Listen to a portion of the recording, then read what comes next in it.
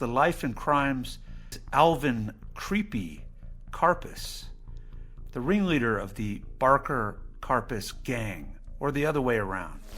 They wrought mayhem throughout the United States during the Depression era of the 1930s, and they would have been household names in their time. And though Alvin is the protagonist of this episode, the Barker family with whom he conspired is vital to the whole story, and you'll hear plenty more about them as the show proceeds. He also holds the ignominious title of being one of just 4 of the nascent FBI's famous Public Enemy #1 classification.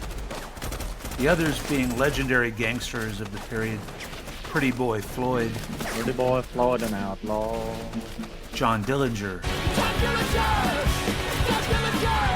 and Babyface Nelson.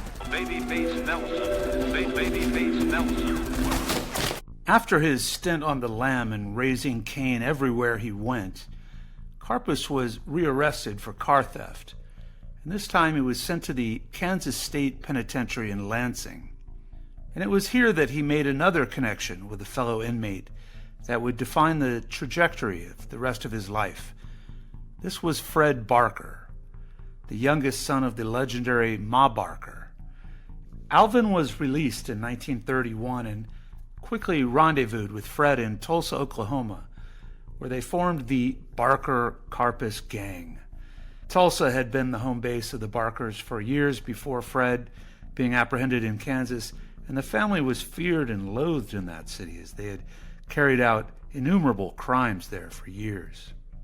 Next major crimes of note perpetuated by the gang were 2 sensational kidnappings for ransom that occurred in St. Paul in virtual succession in 1933 and 1934.